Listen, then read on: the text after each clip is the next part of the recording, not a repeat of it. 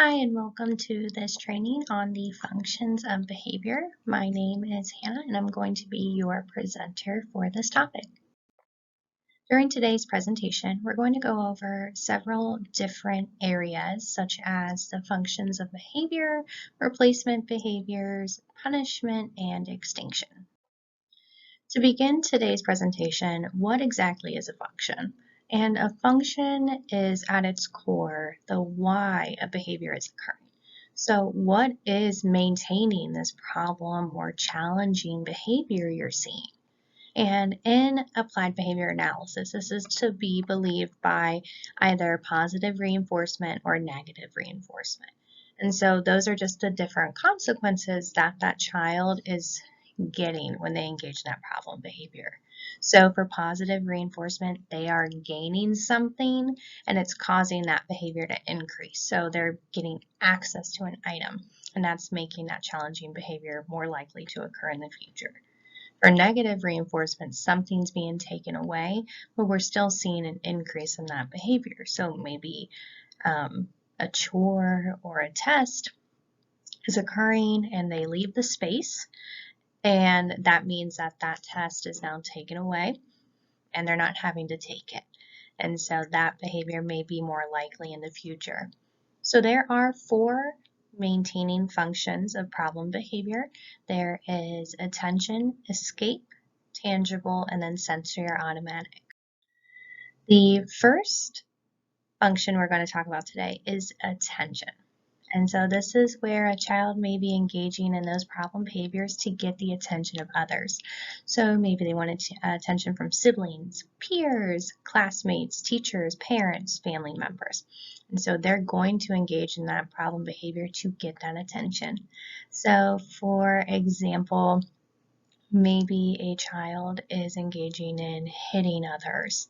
And when they hit someone, they have their mom come over and their mom's like, oh no, let's not hit, let's have nice hands, it's okay. And so because they're getting that attention, that behavior of hitting their sibling is more likely in the future. And so with all functions and all behaviors, they are individualized to the child and to the situation. So because multiple children may be engaging in the same problem behavior, it could be occurring for different reasons, or a bunch of different behaviors could access attention from others, but each one is different. So everything is individualized to the child and their behavior. The second function we're going to go into is escape. And this is where the individual is engaging in that problem behavior to get away from something, to remove themselves from that less preferred situation. And maybe that's to remove themselves from schoolwork, classroom time, exams, or chores. And so those can differ of the behaviors like we had mentioned on the previous slide. So let's consider the behavior maybe of elopement or leaving a space. And so maybe a math test is presented, the child gets up from their desk and leaves the classroom. Now they no longer have to take the test. And so in the future, they might be more likely to engage in that leaving the instructional space so they don't have to take exams or do their schoolwork. And in those situations, that's where that function is escape. The third function we'll talk about is access to something called tangibles. So these are items that an individual may be wanting to get. So they're trying to gain access to those preferred items. That could be food, it could be drinks, or it could be things such as like the iPad, phone, laptop, TVs, computers, specific toys. And so that problem behavior serves that function to get access to the item. So I think one example that a lot of times families have seen before is a child having a tantrum in a grocery store. And maybe the child sees a Hershey's chocolate bar that they really want, so they start crying after being told no, they can't have it. So they start crying, throwing themselves to the floor, kicking the ground, hitting the ground with their fists, and just screaming. And then finally, the parent may just be like, okay, I'll get you the chocolate bar. So in the future, that child's more likely to engage in that tantrum behavior right away to get that chocolate bar or to get another form of food, candy, drink, or activity because they eventually got it. And so that's serving that function of them getting that tangible item of a chocolate bar.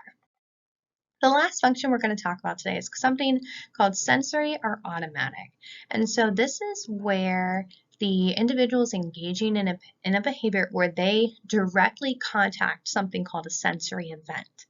And so, for example, let's say that we have a child and they are hand flapping, and they are engaging in hand flapping to see the way that light is moving between their fingers or the sound that their hands make when they make contact with the air very quickly. Same thing with maybe rocking, maybe that sound of the floor rocking or feeling of that movement or pressure from the ground. And so those are the reasons, those automatic sensory reasons are why they're engaging in hand flapping or rocking. And so that's what they're looking to get, and that's what they're motivated for. So they're going to continue engaging in hand flapping or rocking to get access to that sensory event, whatever it may be. And once again, this is individualized for the behaviors as well as for that consequence or that reason why they're engaging in that behavior. And it is important to note that there are times where a behavior could be serving multiple functions. So maybe when we're seeing a child throw a tantrum, not only are they getting access to that chocolate bar, they're also getting attention from their parents. So that behavior could serve a multi-function. So that's something to keep in mind. So once we have identified those functions of the behavior that we're looking to target, we're going to look at something called replacement behaviors. And so this is just a new behavior that we're going to teach them to replace that problem behavior. It is important to note that we want that replacement behavior to serve the same function. So let's look at the tantrum. And so let's say in this situation, they're throwing that tantrum for that chocolate bar like we mentioned a couple slides ago. And so instead of that tantrum, we're going to teach that replacement behavior of requesting for the chocolate bar, requesting for the chips, requesting for the drink. And so we're going to have them begin asking, can I have the chips? Can I have the chocolate bar? And in the beginning, you're going to want to reinforce or say yes to those requests because we want to see that behavior of requesting increase, so that way they are less likely to engage in that tantrum behavior and more likely to do the asking or requesting behavior that's a little bit more appropriate in settings such as the grocery store. And so each problem behavior, we're going to look to see if they're a more socially appropriate replacement that we can work on teaching them so they're more likely to engage in that behavior instead of their challenging behavior. And this kind of goes in with the concept of punishment. And so in applied behavior analysis, punishment is when there is a decrease in a behavior as a result of an event or a change happening. And so there's positive and negative punishment. And so positive is we're adding something, negative we're taking it away, the behavior is decreasing. And punishment can take forms as what we've seen or maybe more familiar with in society like spanking, timeout, or yelling. And so we're going to go ahead and get a little bit more in depth on those types of punishment. So as mentioned earlier, there's positive and negative punishment. Positive punishment is where presenting an event, we're adding something and that behavior is decreasing. This is things like spanking or yelling. We're adding yelling to the environment and hopefully stopping maybe hitting behavior. And if that hitting decreases, that's punishment. Negative punishment is where we are removing something from the environment for that behavior to decrease. These can be things like timeout or taking away an item. So maybe the child is hitting their sibling, we put them in timeout, hitting sibling stops, negative punishment has occurred. And so for things to be punishment, we have to see a decrease in that behavior. It is possible that we may use what we think is punishment, like let's say we have a kid that's leaving the classroom, we put him in timeout, we're still seeing leaving the classroom increase, and that actually ends up being reinforcement because that behavior is decreasing. So we got to go back to those functions and look at what is occurring and what can we do. And there are some further notes I'd like to make on punishment just to make everyone aware of. So in applied behavior analysis, we will always try reinforcement procedures before punishment. And so we want to try those replacement behaviors or praising and reinforcing those more socially appropriate behaviors rather than using punishment. So we're always going to try those reinforcement strategies first. And the reason why punishment appears to be so effective to many is that punishment can be immediately effective, where immediately you may see a decrease in that behavior or a stopping in that challenging behavior when you use spanking or yelling or timeout or taking away an item. And so that's kind of reinforcing our behavior to keep using that punishment procedure because we're seeing that immediate decline. The thing with punishment is that punishment needs to be intense and frequent or occur right after that challenging behavior to be effective. And so that can be kind of difficult to maintain. It's sometimes really difficult to always put somebody in timeout when they engage in a problem behavior, and so their behavior is not really decreasing. Or it's really hard to always intensely yell at somebody, and maybe that's not ethical, and it most likely isn't. And so sometimes that's hard to keep up if you're a parent. And so you're still going to see the problem behavior occurring. And so for those reasons, that's kind of why we're leaning at those reinforcement procedures, because they've been shown time and time again in different research to be effective, not only in decreasing problem behavior, but in maintaining that reduction over time and through different environments. And so that's why we're always going to lean towards those procedures over punishment first. The last area we're going to go into is called extinction. And so I'm bringing this up because it does kind of tie into what we have been discussing. And so extinction is a procedure used to decrease the probability of a challenging behavior occurring in the future. So what we're doing is we're decreasing the reinforcement for that challenging behavior in hopes for it to reduce in the future. And so what we're going to do is, let's say that our kiddo is engaging in a tantrum behavior to get our attention. And maybe in this situation, what we're going to do is we're just not going to give attention to that tantrum behavior. We're just going to monitor to keep them safe, but we're not going to interact. We're not going to go over talk to them or coddle them.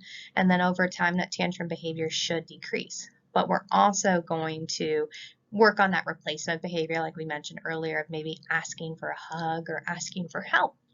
And then, so those can be combined to help reduce the probability of a challenging behavior. There are two things to keep in mind when we use extinction. The first is something called an extinction burst. And this is where when we stop that reinforcement for the challenging behavior, we're most likely going to see an increase in the problem behavior and an increase in intensity of that problem behavior because we're stopping all reinforcement from it. And so that problem behavior is just going to increase in amount, increase in intensity, increase in length. And this is a part of the extinction process, so it is important to keep in mind we still have to stay the course of the intervention because hopefully we will see that decline using that procedure. So it's always important for me to let families know to be aware that that will happen. The second thing that we need to be aware of is called spontaneous recovery. And this is where some period of time later, let's say the extinction procedure, we had our burst, then tantrum behavior stopped, and 6 months later, a year later, tantrum behavior is increasing again. That's spontaneous recovery. That's where over a period of time, that problem behavior just shows up again. We're going to go back into that extinction procedure. We're probably going to see another burst, and then, hopefully we'll see that reduction. So those are just two things to be aware of when a practitioner is using an extinction procedure with your child.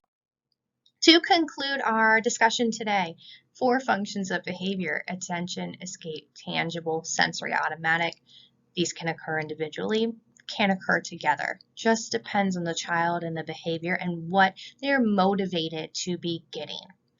And in ABA, we're looking for those replacement behaviors to teach our clients, students, children that replacement, a more appropriate way to get what they're needing, what they're motivated by, what they're deprived of, rather than engage in that challenging behavior. Punishment is where we are seeing a decrease in problem behavior occurring in the future.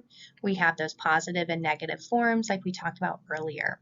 Also to keep in mind that we do use the reinforcement procedures first, and if there is no success in that based on collection of data, then we might consider the punishment procedures. It's also to keep in mind that punishment has been shown to not be as effective in standing the test of time and across different environments. So that's another reason why we use reinforcement, since research has shown that that's more likely to maintain the reduction of the problem behavior. And then extinction is just a way that we're using decreasing reinforcement for challenging behavior to see that decrease. So maybe instead of punishment, we're going to use that extinction procedure to see that reduction, but we're going to pair it with replacement behaviors or something else. And it is important to go to your team, to your clinicians, practitioners, for any questions or concerns that you have throughout this process. They're there to help support you and be there to help guide you through this time. And so I appreciate you all listening to this presentation, and I hope that you have a great day.